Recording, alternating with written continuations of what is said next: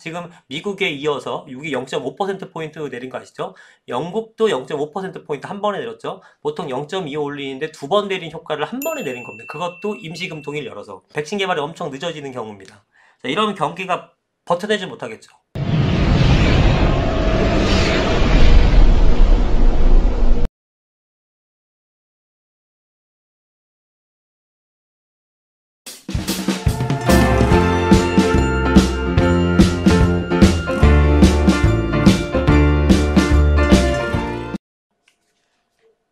네, 안녕하세요. 이승훈 소장입니다. 자, 코로나 위기가 종식될 기미가 보이지 않고 있습니다. 하루빨리 좀 없어져야 될 텐데, 지금 이게 뭐 확산세는 줄어들었다고는 하지만, 아직 뭐 백신이 개발된 건 아니기 때문에 이제 언제 종식이 될지는 우리가 지금 예측하기 힘든 것 같습니다. 주변 분들이 워낙에 힘들어하시고, 저를 포함해서 하루빨리, 좀 없어져서 많은 분들이 건강 되찾으시고, 활기 있는 경제활동 하시기를 기원하겠습니다. 자, 오늘 그 할 얘기가 이제 연관된 내용인데요. 사실은 제가 봤을 때는 이러한 위기, 그러니까 수급의 변화에서 소비보다 공급이 많다, 그러니까 공급이 과잉이다, 이러면은 사실은 공황, 뭐 위기가 오는 거죠. 근데 공급 과잉으로 인한 위기보다 수요가 감소함으로써 인한 위기가 더 충격으로 생각이 들어요. 왜냐하면 공급 과잉이라는 것은 더 이상 공급하지 않으면서 공급량을 유지시키고 소비를 촉진하는 거죠. 공급은 더 늘리지 않겠죠. 누구도. 시장에서도 그렇겠죠. 뭐 공급량이 과다한데 누가 또 공급하겠습니까? 이런 상태에서 소비를 촉진해서 수요량을 증가시키게 되면 결국은 멈춰있는 공급량을 넘어서는 수요량이 생기게 되면서 위기를 극복하고, 우리가 지금 과거의 금융위기를 극복해왔던 방식이 바로 그런 것들일 텐데, 지금은 사실은 공급 과잉인 것도 있지만 사실 그것보다는 수요가 급격하게 감소했죠. 그러면서 지금 위기가 오려고 하는 거잖아요. 뭐 지금 수요를 살리는 게 핵심인데, 근데 지금 사실은 뭐 거의 목숨 걸고 소비 활동을 해야 되잖아요. 지금 나가게 되면은 이 뭐 지금 전국에 지금 도처에 널려 있는 상태니까. 그래서 도저히 지금 수요를 살리기가 쉽지가 않습니다. 그래서 사실은 백신이 나와서 사람들의 심리적인 두려움을 확실하게 꺾어버리는 것이 굉장히 좋은데, 사실 뭐 만만치 않은 상황이죠. 이게 뭐 하루아침에 개발되는 게 아니기 때문에. 그래서 이러한 상황에서 각국 정부가 할 수 있는 일은 일단 재정 정책을 펴서 돈 뿌리죠. 추경이죠. 그 다음에 금리를 인하해서 돈을 또 뿌리겠죠. 그리고 뭐 요즘 그런 것도 나옵니다. 아니 그 뉴스 많이 보셨을 텐데, 국민들 개개인한테 몇십만 원씩 준다. 뭐 그런 정책도 하잖아요. 그죠? 뭐 어떤 그 뭐 전 국민을 다 줄 것이냐, 아니면은 뭐 그 일정 조건에 맞는 뭐 맞벌이 부부라든가 이런 들만 줄 것이냐, 자녀들 어린아이들만 줄 것이냐, 뭐 몇 세냐, 뭐 이런 논의를 막 하고 있는 것 같습니다. 그러니까 이 뭐 추경도 하고 금리 인하도 할 예정이고 뭐 해도 더 부족할 것 같으니까 이제 돈을 막 주는 거죠. 그러니까 경제적 용어로 표현하면 이게 양적 완화예요. 그래서 돈 뿌리고 이런 식으로 경제가 무너지지 않게 붙잡아주고 있는 거죠. 당연히 정부로서는 해야 될 일들이에요. 이 방법 외에는 없죠. 지금 이 상황에서. 근데 문제는 뭐냐면 이게 나중에 아주 큰 내관으로 작용할 수는 있어요. 왜냐? 우리가 사스나 메르스 때도 V자 반등했죠. 네, 그 다음에 뭐 이번에 물론 더 심각한 전염병이라고는 해도 이게 예전에 뭐 천연두나 뭐 흑사병 뭐 이런 것처럼 뭐 전 세계 인구의 몇 퍼센트가 사망하고 수천만 명이 사망하고 또 이건 아니잖아요.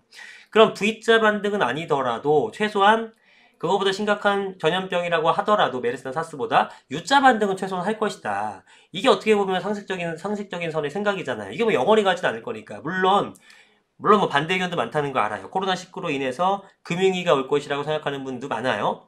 그러니까 결국은 제가 볼 때는 백신의 개발 시점이 매우 중요해요. 이것이 빠르게 개발된다, 늦게 개발된다, 이거에 따라서 우리나라 경기, 전 세계적인 경기가 약간 흐름을 달리 보일 걸로 생각이 듭니다. 그러면 첫 번째, 좀 빠르게 개발되는 경우를 가상해 볼게요. 일단 뭐 지금 3월이니까 뭐 4월경, 이제 5월경 정도라도 그 정도만 개발되게 되면은 저는 굉장히 빠르게 개발된 거라 생각이 들고요. 그럼 반등하겠죠. 그죠? 금리 인하는 사실 확정적이죠. 뭐 금리 다음 달 금통이든 임시 금통이든 열어서 안 내리겠습니까? 지금 미국에 이어서 미국이 0.5%포인트 내린 거 아시죠? 영국도 0.5%포인트 한 번에 내렸죠. 보통 0.25 올리는데 두 번 내린 효과를 한 번에 내린 겁니다. 그것도 임시 금통일 열어서. 굉장히 연준도 급했던 거죠. 근데 우리나라 같은 미국보다 더 심각한 상황이니까 금리 안 내릴 수가 없겠죠. 전 세계가 사실 금리 인하 확정이에요. 그런데 유동자금이 시중에 많이 돌지 않을 거예요. 금리 인하 하더라도. 그죠?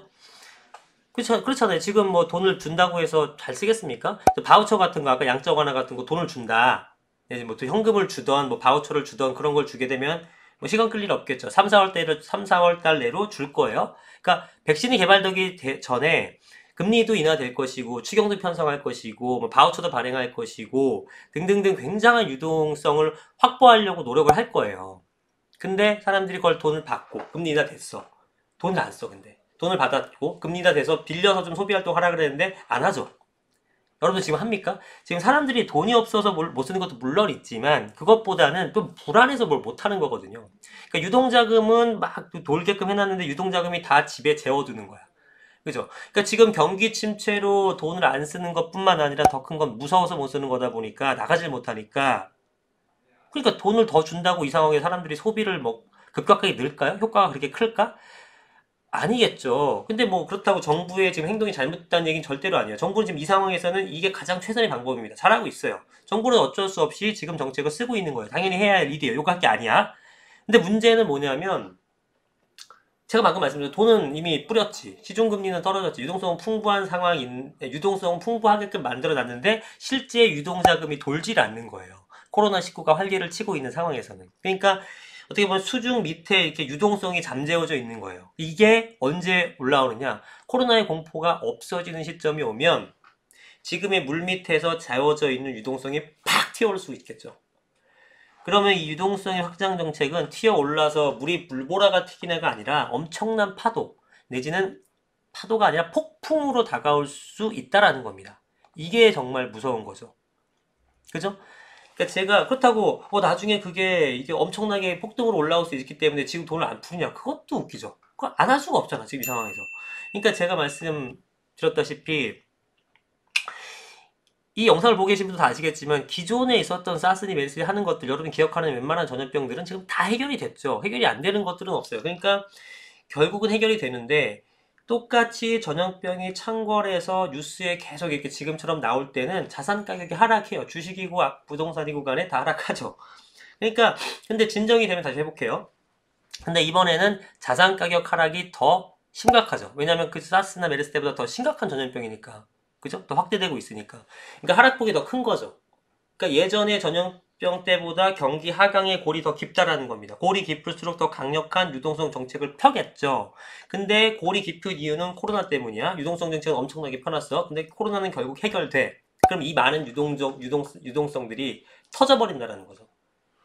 그럼 가격이 정상으로 회복되는 것은 다행인데 회복되고 나서 그게 좀 더 팍 튀어 올라갈 거에 대한 우려를 해볼 수 있다라는 거죠. 근데 더 걱정되는 건 예전에 이렇게 떨어졌다가 V자 반등 했거든요. 근데 지금은 V자 반등은 물론 안 돼요. 이렇게 U자 반등 되겠죠, 길게. 이게 백신이 빨리 개발되면 이렇게 가는 거고, 안 되면 더 길게 U자가 되긴 되겠죠. 결국은 회복은 되긴 됩니다.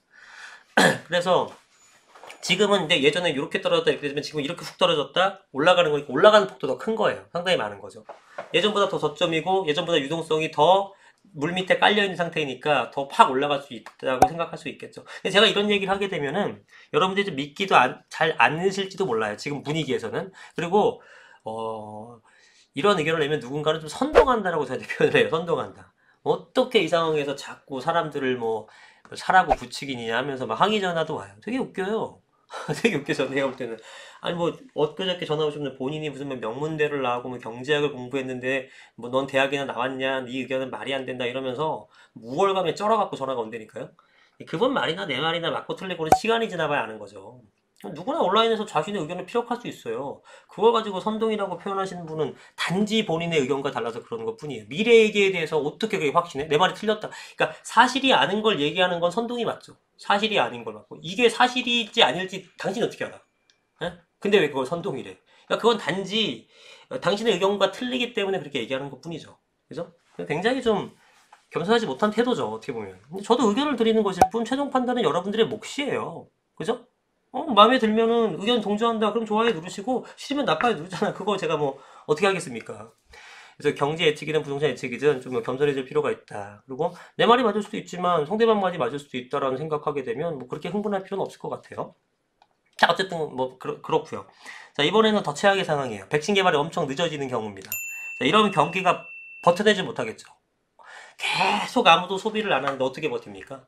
개인이나 회사도 지금 돈이 없지만 오래 이렇게 이 상황이 지속되면 국가도 돈이 없어져요. 그렇다고 다른 나라에서 빌릴 수 있는 상황인가요? 다들 지코가 성장한데?